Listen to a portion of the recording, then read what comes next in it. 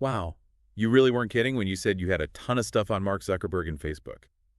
I mean, we've got news articles, timelines, legal analyses. It's a lot. It does kind of feel like we're trying to map the entire history of social media, doesn't it? Right. But that's what these deep dives are all about. Yeah. Break it all down. From Zuck's early days coding to the metaverse and beyond. It really is fascinating how Facebook, or Meta, I guess we should say, it's just become such a part of our lives. Like, it went from this college project to a global phenomenon, and it's impacted everything, how we connect with family politics, international relations, you name it. It's true. I mean, think about it. How many times a day do you check Facebook or Insta? Oh, gosh. I don't even want to know. Right. It's like second nature to so many of us. But before we get to all that, let's rewind back to the beginning. Back to Zuckerberg's early days. Did you know he was like a programming prodigy? Oh, yeah. I'd read about that. He built this program called ZuckNet for his dad's dental practice. It's basically like a messaging system. Before AM or MSN Messenger were even a thing. It's crazy, right? Talk about being ahead of the curve.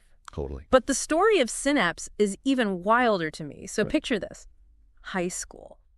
And he creates music software that can, like, predict what music you'll like. And it makes these custom playlists. Years before Pandora or Spotify. No way. Yeah. AOL and Microsoft wanted to buy it. Wow. He could have been a millionaire straight out of high school. Exactly. I guess those Harvard dorm rooms weren't looking so bad after all, though, because that's where Facebook was born, right? That's right. But it wasn't all smooth sailing from there. Remember at Face Mash? Oh, yeah, that's right. The website where Harvard students could rate each other's attractiveness. Exactly. Yeah, talk about a controversial start. Huge uproar. Even got Zuck in trouble with the university. It's interesting, though, how it kind of foreshadowed some of the core elements of Facebook, like connecting people, ranking, and, of course, privacy. Yeah, you're right. It's like this perfect example of how this seemingly simple idea can have unintended consequences. Yeah, for sure. And that's become a recurring theme in Facebook's story. Think about it. Rating people's attractiveness. It's basically a really rudimentary algorithm. Yeah, that's true. Now, fast forward to today, and algorithms are the backbone of Facebook. They shape what we see in our feeds, what ads target us. It even influences how we see the world. It's kind of scary when you think about it like that. So 2004 rolls around. The Facebook, as it was called back then, launches. Starts as this exclusive club for Harvard students, but it spreads like wildfire. Doesn't it? To other universities. Yeah, it was like everyone suddenly needed this digital connection. They did. But in the midst of all this explosive growth, there was trouble brewing, right? The Connect You lawsuit. Oh, yeah. Those Harvard seniors who claimed Zuckerberg stole their idea. Right. Years of legal battles, a big settlement in the end. Facebook had to give Connect You stock. Wow. It reminds me that the tech world is often this myth of brilliant ideas and cutthroat competition. And legal drama. It's like a real-life social network drama playing out behind the scenes. But lawsuits aside, Facebook kept chugging along. 2006 brings the news feed. Oh, yeah, the news feed. A total game changer. It shifted Facebook from just these static profile pages Yeah. to this constant stream of information. Yeah. Suddenly, it wasn't just about posting your own updates. It was about consuming this constant flow of content from everyone. From friends, family, people you barely knew. Exactly. And the introduction of the newsfeed was pivotal. It really laid the groundwork for Facebook's ad model and their huge influence on how we consume information. Think about it. Before the newsfeed, you had to actively seek out information. Right. But now it was being pushed to you, filtered through their algorithms, shaping your online experience, even if you didn't realize it. It's true. And that set the stage for their massive IPO in 2012. So Facebook's officially a giant at this point. Mm-hmm. But Zuckerberg's not content with just dominating the desktop. He's got his eyes on mobile. And that's where Instagram comes in. Ah, yes, Instagram. 2012. Facebook drops $1 billion to buy this photo-sharing app, which at the time was quickly becoming this cultural phenomenon. It was. And it was a really smart move by Zuckerberg. He knew the future was mobile. And Instagram was in a perfect spot to capture that market. It was sleek visual and super popular with younger people by buying Instagram. Sorry. Facebook basically neutralized a potential competitor and cemented their dominance in mobile social media. It's like that saying, if you can't beat them, buy them. Right. And this wasn't just a one-time thing. It was the beginning of Facebook's acquisition spree. 2014, they buy Oculus VR for $2 billion. That's a lot of virtual reality headsets. It is, but it shows how early on Zuckerberg was interested in VR and the metaverse. Yeah, the Oculus acquisition was really telling. It showed Zuck was already thinking years ahead about the future of social interaction, envisioning this world where we connect through these immersive experiences, not just text and images. It was a bold bet, but it's one that's come to define Facebook's path. But at the same time as all this expansion is happening, there are growing concerns about their data collection practices. Remember Onavo, that VPN app they were pushing? Turns out it was basically a data harvesting tool, collecting info on what people were doing outside of Facebook. Oh, yeah.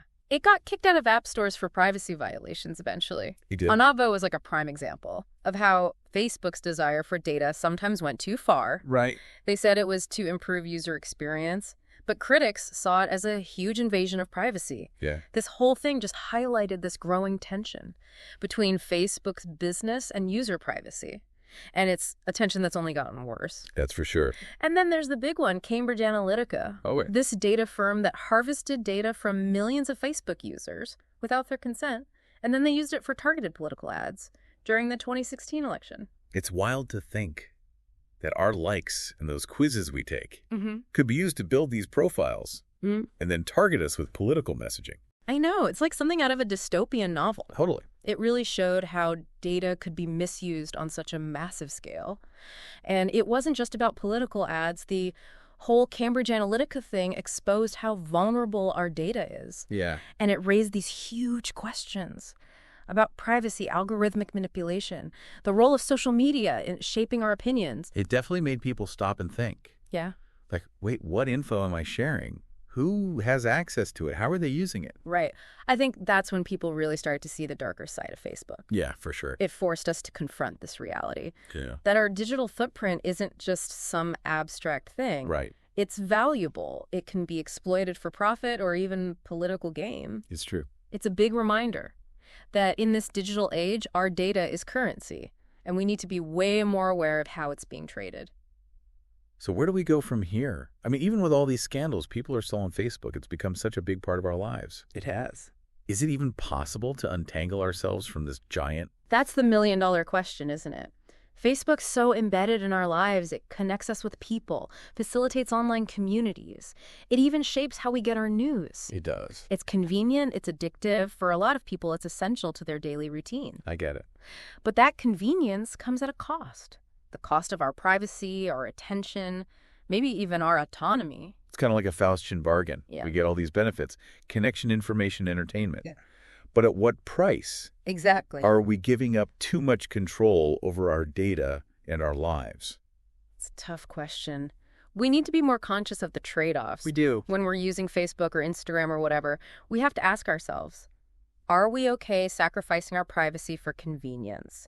Are we okay with algorithms shaping our feeds and our opinions? Yeah, it's something to think about. It's not just about deleting our accounts. It's about being more mindful online Right. and demanding more transparency and accountability from these companies. Absolutely. It's about taking back control over our digital lives and making sure technology serves us, not the other way around. Okay, so speaking of the future, Yeah. let's talk about the metaverse. Yes, the metaverse. 2021 Facebook rebrands to Meta. It's Zuckerberg going all in on this idea, this immersive, interconnected digital world. Right. Where we can work, play, socialize, maybe even live completely different lives. It's a pretty grand vision. It is. It's exciting, but also kind of scary. Yeah, it's like standing on the edge of this new frontier. So many possibilities, but also a lot of unknowns. Totally. And given Meta's track record, I think it's natural for people to be a little hesitant. Yeah, I get it. On the one hand, imagine a world where distance doesn't matter anymore. Right. You could be at a conference in Tokyo one minute Yeah. and a concert in London the next. Exactly. Think about education. Students could experience historical events firsthand, or dissect a virtual body without actually having to. That'd be pretty cool. Healthcare, too? You could consult with specialists remotely, but it would feel like they're right there with you. And the entertainment possibilities. Oh. Imagine a virtual sporting event where you feel like you're actually in the stadium. Or a concert where you're front row. It would be amazing. And think about the creative potential. Designing virtual worlds, building things, experiencing stories in totally new ways. It's like stepping into a video game, but on this massive scale. But here's the thing. With all this potential, there are some serious concerns too. Like, if we're spending all this time in virtual worlds, what happens to our real lives? Yeah, that's a big question. Will it make our lives better or lead to more isolation? Will it create opportunities or just make inequality worse? Will it empower us or make us even more dependent on tech? Right. It's like the classic debate about technology. Is it a tool or a trap? Exactly. And with the metaverse, the stakes are higher. They are. It's not just about watching stuff. Yeah.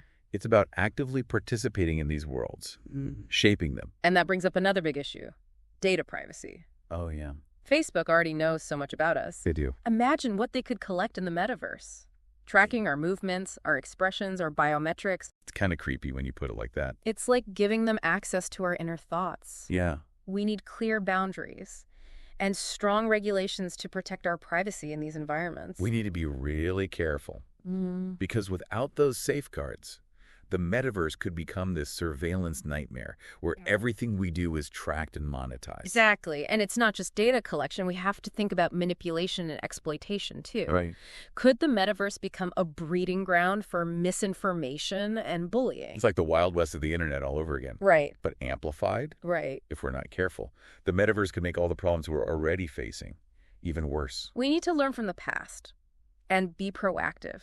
We have to address these challenges before it's too late. So what can we do? It Right. feels like this huge tech wave is about to crash over us. It's not about stopping progress. It's about shaping it. Okay. We need to talk about the metaverse, the good and the bad. We need to demand transparency from the companies building it. Right. And most importantly, we need to educate ourselves. Yes. And future generations about what this tech really means. Because the metaverse isn't just some abstract concept. It's the future. And it's coming fast. It is. And that future is going to be shaped by the choices we make today. That's a good point. We can't just sit back and watch. We have to be part of shaping this new world. So we've talked about the past, the present, but now what about the future? What about this whole metaverse thing? Right. The metaverse. This grand vision of a persistent, immersive digital world. Yeah. Where we can work, play, socialize, maybe even live out entirely different lives. It's a lot, isn't it? It is. Exciting, but also kind of daunting. It really is. It's like we're standing at the edge of this new frontier. The possibilities are endless. They are. But so are the uncertainties. That's true. And knowing Meta's track record, I can see why some people are a little nervous. I get it. Mm-hmm. On one hand, imagine a world where distance doesn't matter. Right. You could attend a conference in Tokyo, then go to a concert in London with friends, all in the same day. Yeah, it's crazy to think about.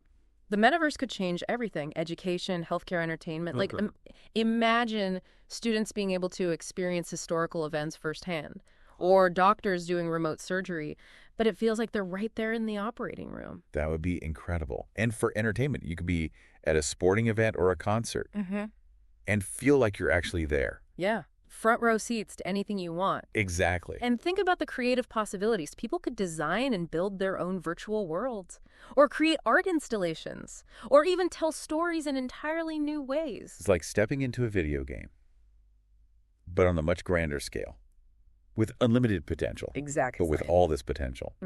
There are also some big concerns, like if we're spending more and more time in these virtual worlds, what happens to our real lives? That's the big question, isn't it? It is. Will the metaverse enhance our lives?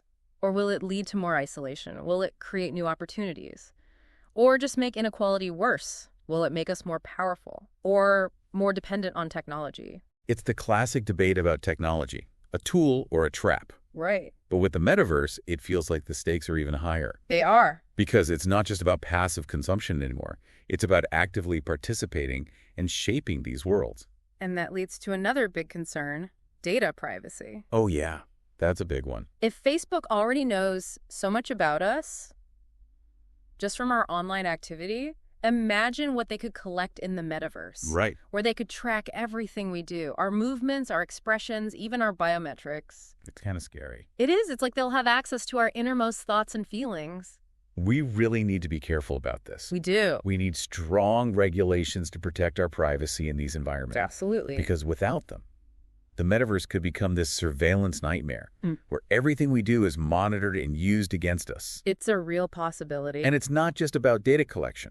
We also need to think about manipulation and exploitation. Right. Could the metaverse become a breeding ground for misinformation, Or propaganda. or even harassment and bullying. It's like taking all the problems of the internet and amplifying them. Exactly. We have to learn from our mistakes We do. and be proactive about addressing these challenges before the metaverse becomes mainstream. So what can we do? It feels like this massive technological wave is about to hit us. I know, but it's not about stopping progress. It's about shaping it. Oh, I like that. We need to have these conversations about the metaverse, talk about the good and the bad. We need to demand transparency from the companies building it. Yay. And most importantly, we need to educate ourselves and Yes. future generations about the real implications of this technology. Because the metaverse isn't just some abstract concept. It's not. It's the future, and it's coming fast. It is. And the choices we make today will shape that future. So it's not just about Mark Zuckerberg and Facebook. No, It's about all of us. it is. Well, that brings us to the end of our deep dive into the world of Mark Zuckerberg and Facebook.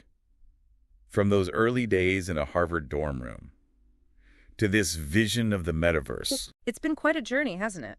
It is. Exploring social media data privacy and the evolving relationship between technology and humanity. We've covered a lot of ground. Yeah.